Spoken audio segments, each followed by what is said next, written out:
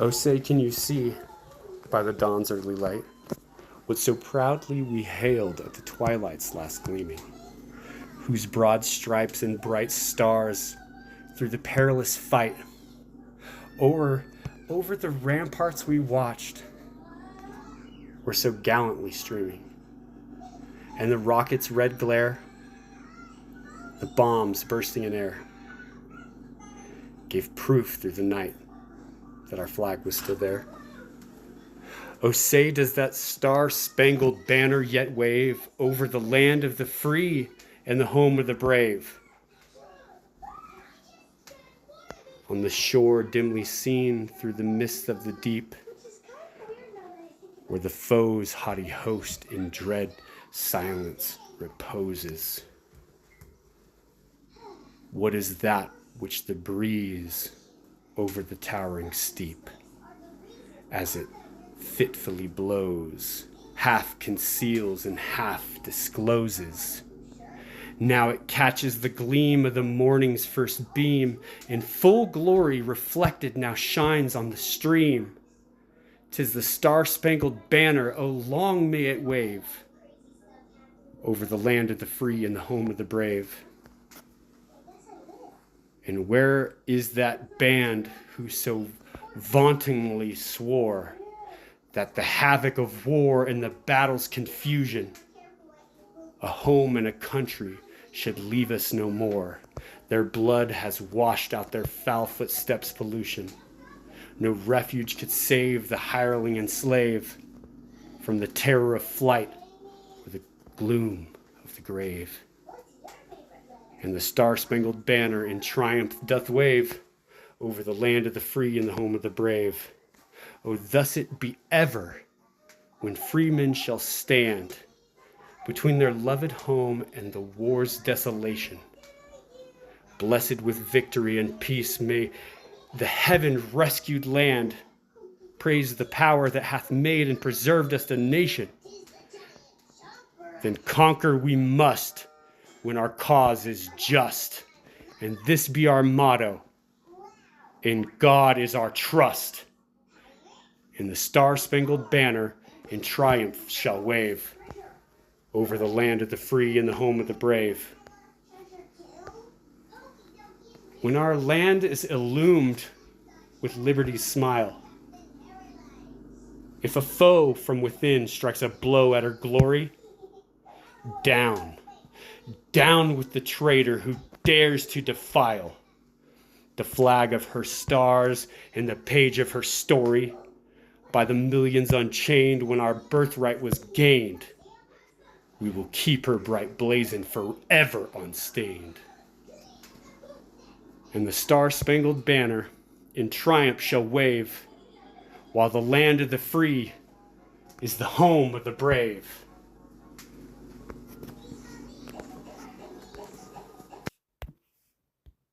Das ist eine Erinnerung an euch alle, der blind gehören. Es heißt, gib mir Freiheit oder gebt mir den Toten.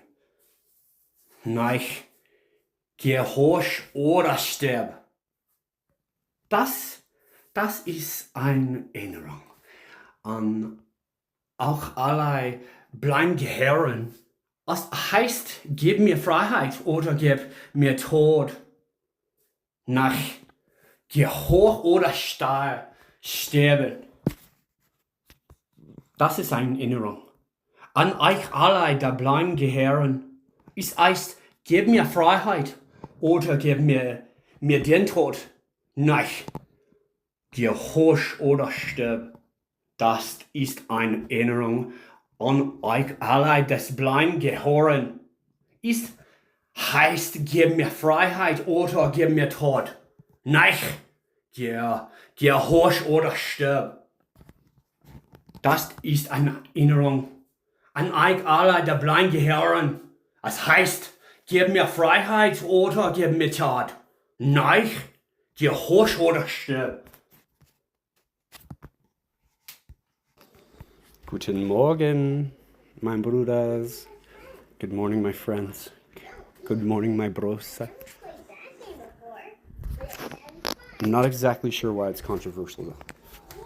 But, well, I'm not exactly sure why it's controversial to say this, but wir das Wort ja Verenigten Staaten ein Wochenende Union zu bilden, die Gerechtigkeit zu verwirklichen, die in Ruhe zu sehen, für die Landeswirtschaftseingang zu sorgen, dass allgemeinen Wohl zu fördern und der Freiheit uns selbst und unseren Nachkommen zu scheren, erlesen und ersten das Versen für die Vereinigten Staaten von Amerika.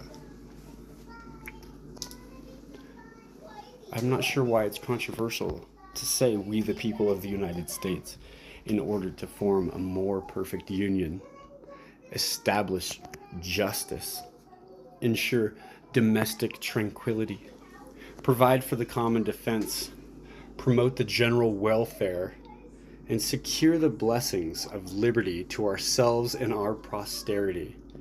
Do ordain and establish this Constitution for the United States of America. Wir das Volk werden wir den Staaten ein Wochenende Union zu bilden, die Gerechtigkeit zu verwirklichen, die in Ruhe für die Landeswirtschaft zu sorgen, dass allgemein Wohl zu fördern und zu siegen der Freiheit uns selbst und unseren Nachkommen zu scheren, erlassen und ersten diese Version für die Vereinigten Staaten von Amerika. Long live the Republic. För det livsstandard.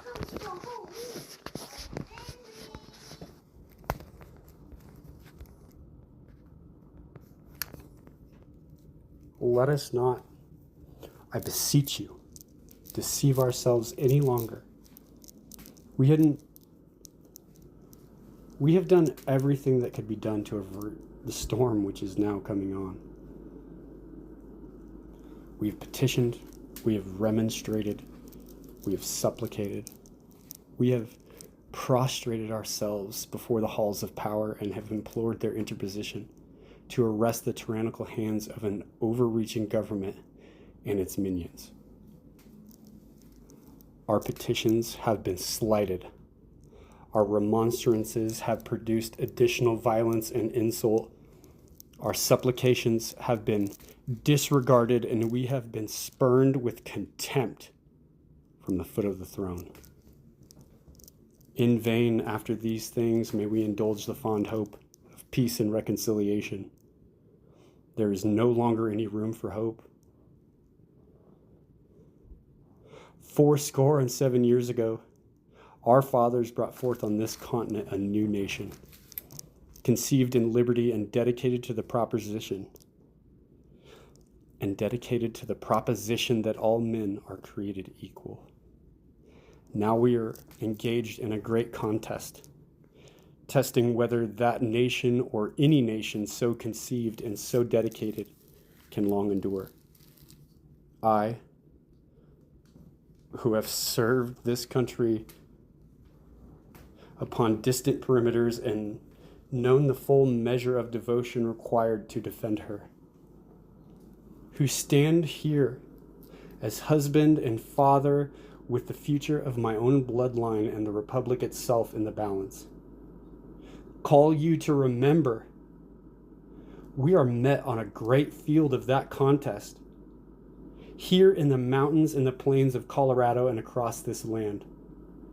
The brave men, living and dead, who struggled here in every field of battle before us, have consecrated this ground far above our poor power to add or detract.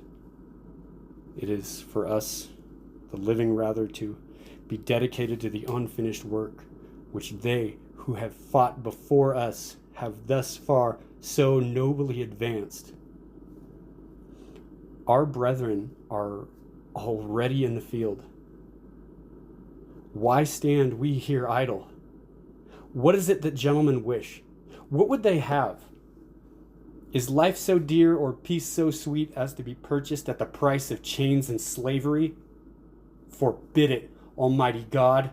I know not what course others may take, but as for me, give me liberty or give me death. That from these honored dead we take increased devotion to that cause for which they gave the last full measure of devotion. That we here highly resolve that these dead shall not have died in vain, and that this nation, under God, shall have a new birth of freedom, and that government of the people, by the people, and for the people, shall not perish from this earth. Fire it off. Fire it off at your next rally. Let's do this. It's pure Henry thunder, laced with Lincoln's sacred charge and stamped with my own hard-won legacy. Let's tighten it up together. Bring your personal battle scars and weave it into my story, because us together, we are America. Anyways, I love you guys. Long live the Republic, eh? Long live the fucking Republic. God bless the USA. Hello, friends. Oh, say, can you see by the dawn's early light what so proudly we hailed at the twilight's last gleaming, whose broad stripes and bright stars through the perilous fight o'er the ramparts we watched were so gallantly streaming, and the rocket's red glare, yeah, buddy, the bombs bursting in air. You know what they did? They gave proof through the night that our flag was still there. Oh, say does that star-spangled banner yet wave over the land of the free and the home of the brave, on the shore dimly seen through the mist of the deep, where the foe's haughty host in dread silence repose. What is that which the breeze over the towering steep,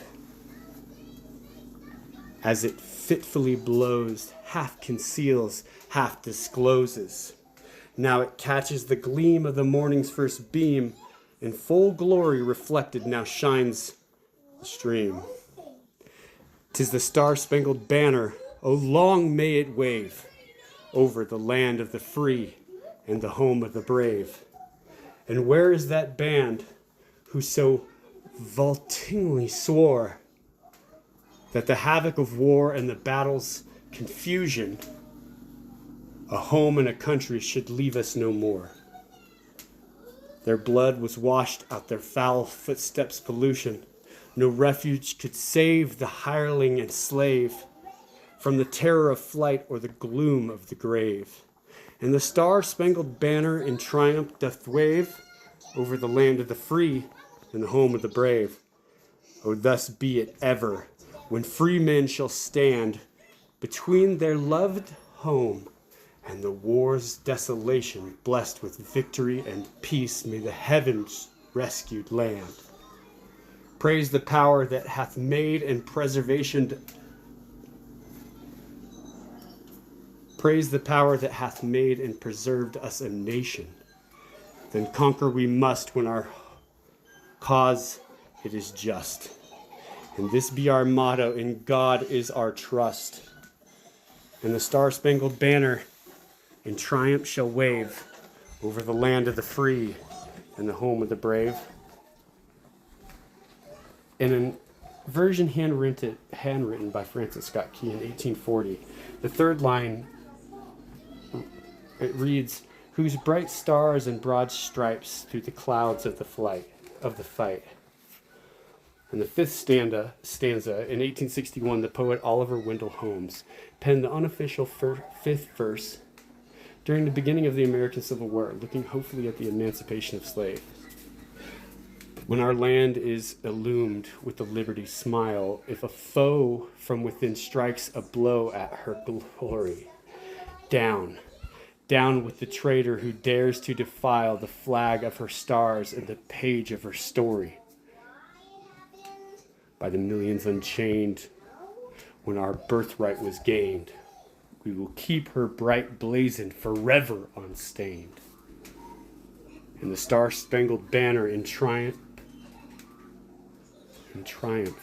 shall wave, while the land of the free is the home of the brave. And that's quite possibly one of my favorite stanzas to that.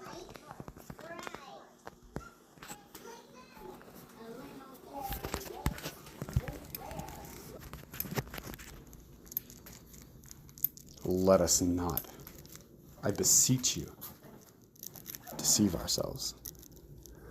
We have done everything that could be done to avert the storm, which is now coming on.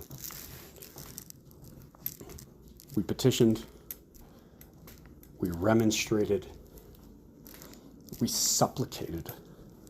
We supplicated ourselves before the state, the public office. And by that I mean we supplicated ourselves before the throne and implored the interposition to arrest the tyrannical hands that are manipulating, deflowering, and unsanctifying the very nature of the establishment that was built by a community. It has been perverted. Let us not, I beseech you, deceive ourselves any longer.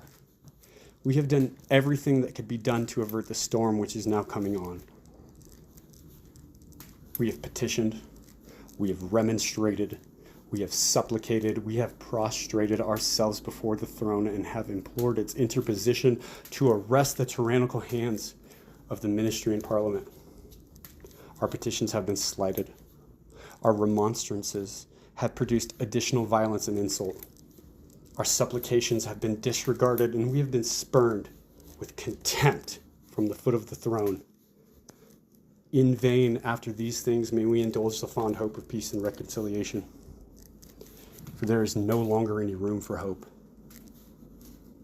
If we wish to be free, if we mean not basely to abandon the noble struggle in which we have been so long engaged, in which we have pledged ourselves never to abandon, our brethren are already in the field.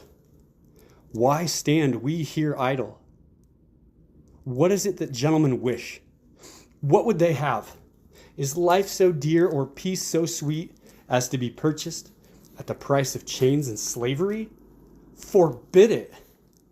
Almighty God, I know not what course others may take.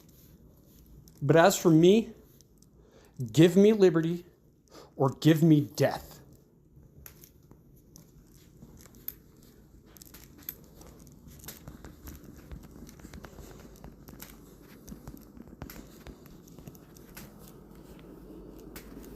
For I know not what course others may take. But as for me, give me liberty or give me death.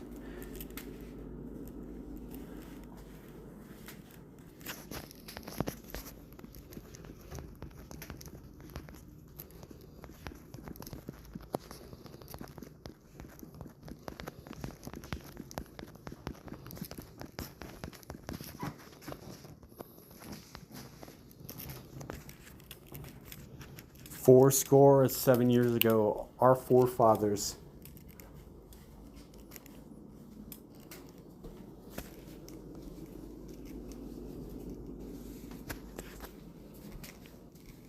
stood on this field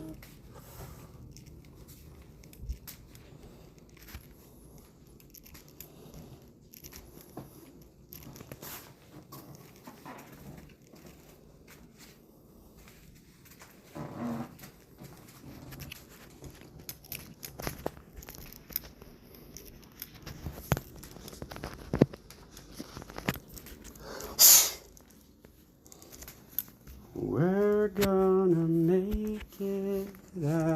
The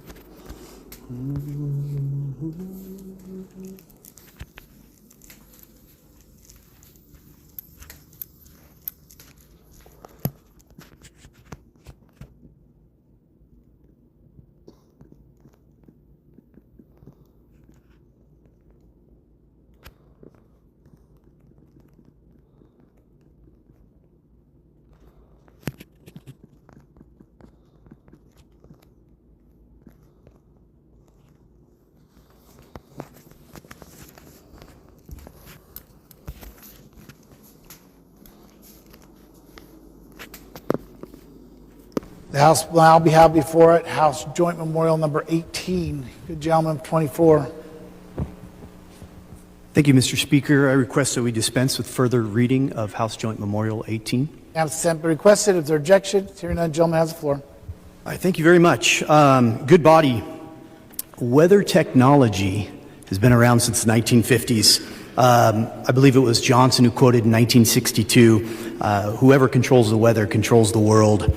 Fast forward to these days, and one of the biggest hot button issues in the scientific community is geoengineering. What is geoengineering? If you notice, I put out some information on your desk because there is a plethora of information and white papers and documents and news reports and stories about geoengineering and how it is used to combat what is perceived as a climate emergency. Geoengineering is also essentially known as climate intervention in regards to a deliberate large-scale manipulation of the Earth's climate system in an attempt to counteract human-caused climate change. So the memorial that we are talking about today is one of all-encompassing. It's left, it's right, it's rich, it's poor, it's everyone in between.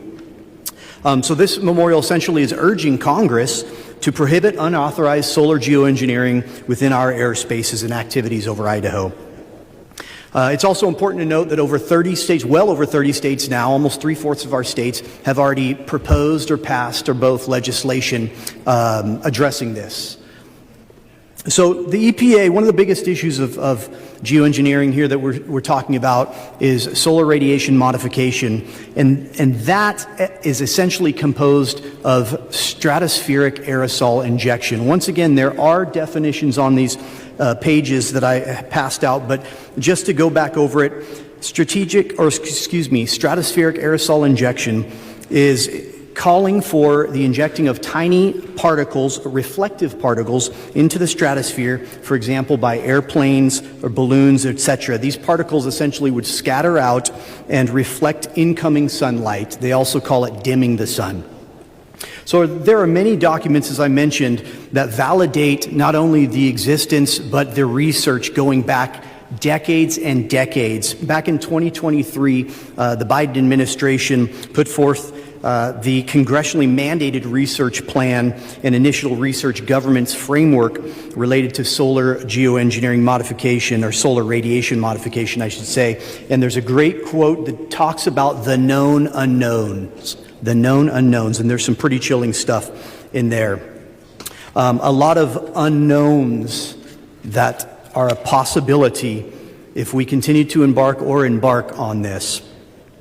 The IOP Science Journal, it's an online journal, posted back in 2020 a cost of stratospheric aerosol injection through the year 2100.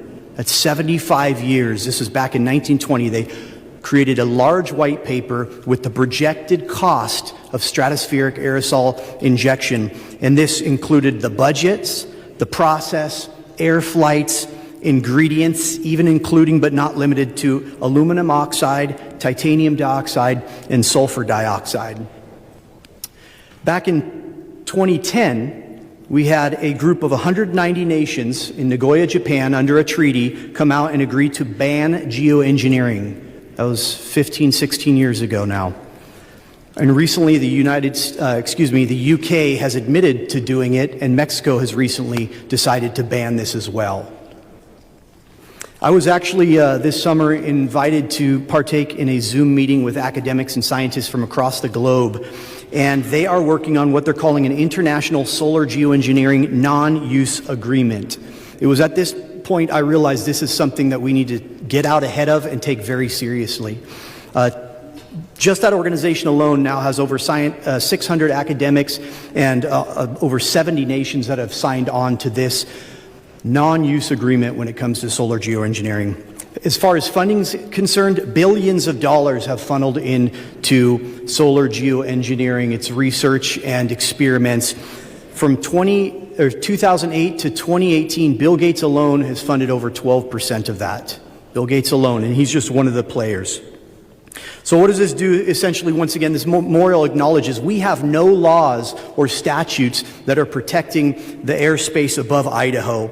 And it is an important step in asserting our rights, our 10th Amendment, and making sure that we are going the steps that we need to go to protect our soil, our water, our air, our children, everyone. So these rights have never been granted to our federal government. And once again, this is a protection mechanism, and getting out there and standing with 37 other states saying we do not want this to happen and the federal government needs to step up and do something about this. So I would just urge and appreciate your green light. Thank you. You've heard the motions. Further debate on the motion. Good lady from 9. Thank you, Mr. Speaker. To debate for the bill. Lady has the floor. Mr. Speaker, I have noticed these streaks in the sky and things looking different for many years. It was about in 94, 95 when I noticed the sky was turning orange after all of these streaks. It doesn't do that today, but it did then. It freaked me out so much, I made my kids leave the hayfield and go into the house because I didn't know what this was. And it has increased over and over. I took a picture of up on top of Midvale Hill, and the sky is completely crisscrossed. Those aren't regular planes flying. That was during COVID when there weren't any planes flying, regular planes, that is. So something is going on. I also have an article that the Forest Service wrote in '78. This was a report, actually, where they talked about doing exactly this. And they had various pictures that looked just like the one I have up at Midvale Hill. So something is going on, and I think we need to take it very seriously. Thank you. For debate on the motion. Gentleman for. Thank you, Mr. Speaker. To debate for the bill. Has the floor. This is a very important issue, and it has become increasingly obvious in my area, North Idaho, Coeur d'Alene, how much our skies are changing. When I moved to Coeur d'Alene 14 some years ago, I was impressed with how blue the skies were on a continual basis from about March through end of September, early October. That's no longer the case. The skies now look like a plaid tie. I see it continuously, day after day after day, crisscross patterns of streaks, white streaks that do not disappear. They dissipate, and then they merge into a single gray object, which is now what our sky has become. So I want to thank the good gentleman for bringing this forward, and I urge your green light on this as well. For debate on the motion. Hearing none, and hearing no negative debate, debate is closed. Question is, shall House Joint Memorial 18 pass the House?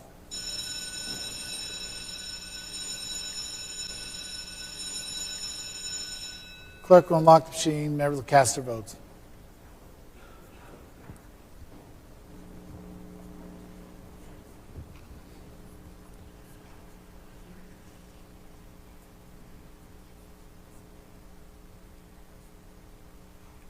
Has every member voted? Miller. Birch is gone. Matthias. Does anybody change their vote? Clerk will lock machine and record the roll. 39 ayes, 29 ayes, 2 absent and excused, majority having voted in favor of House Joint Memorial 18. House Joint Memorial 18 is the passed House. Correction title. No correction to title. Hearing none, the title This approved. is Maven Smart System, Palantir's software as a service product that we are deploying across the entire department.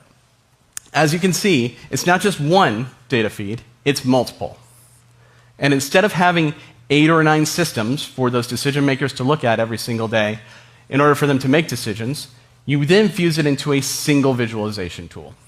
The single visualization tool allows you to select, deselect different types of data, look at different approaches to data, but more importantly, action from the same system that you're trying to develop your workflows around. Once you have a detection that you want to actually move into a targeting workflow, for example, this is what we do. Left click, right click, left click, magically, it becomes a detection. That detection then gets moved into a workflow. This is standard digitized workflow, but I want to walk you through it quickly. You have different types of targets that are identified on the left there. Every single column produces a different type of decision-making process. Once you have that decision and you're trying to actually action that process, we now move into COA generation, course of action generation, where we are automatically, via a number of factors, trying to identify what the best asset to prosecute a target looks like. Once we've got the different approaches and we select one, we then can move directly into how do we action that target. So we've gone from identifying the target to now coming up with a course of action to now actioning that target, all from one system. This is revolutionary. We were having this done in about 8 or 9 systems where humans were literally moving detections left and right in order to get to our desired end state, in this case, actually closing a kill chain.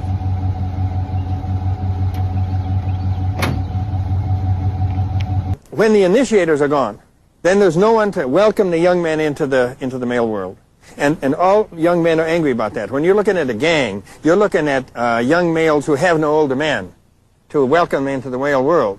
They're trying desperately to do it themselves. They're trying to teach each other what courage is, how much pain you should endure, what a cause is. They're trying to do it. It doesn't work because young males cannot initiate each other.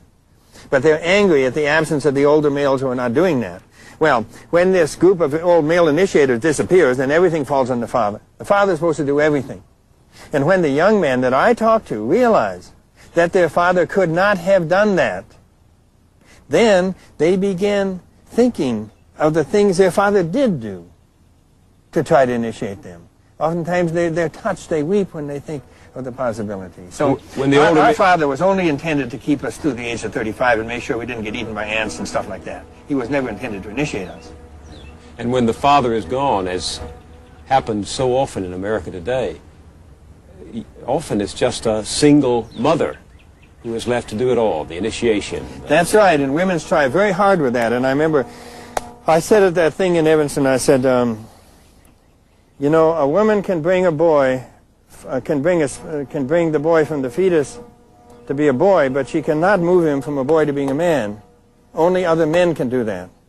And some of the women got angry, and another woman said, I think he's right, because when my boy was in high school, I knew that he needed something harder than I could give him.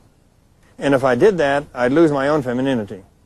So it's just to say that women try very hard with this, and it's hopeless. They cannot really guide a boy all the way to being a man. That's a job for the men to do.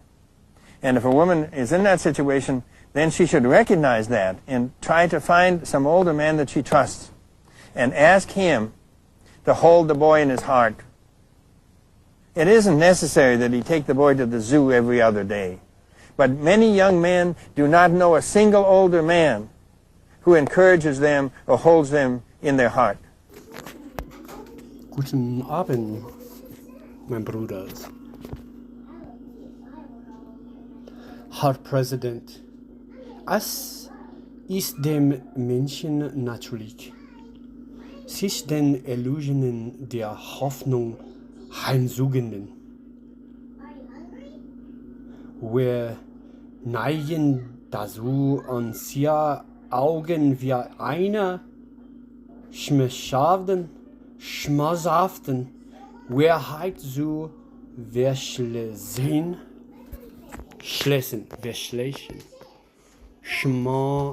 Schmerzhaften Wahrheit zu verschließen. Wollen wir so deuten, gehören die Augen haben in Nacht, sehen und Ohren haben in nicht hier hören. Was mich betrifft, so bin ich, weil schmerzhaft. 9. Kunkelkrampus.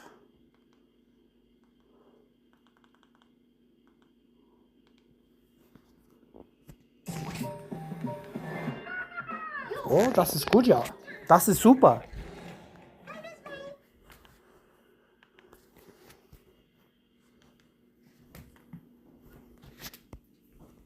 Ah, ja.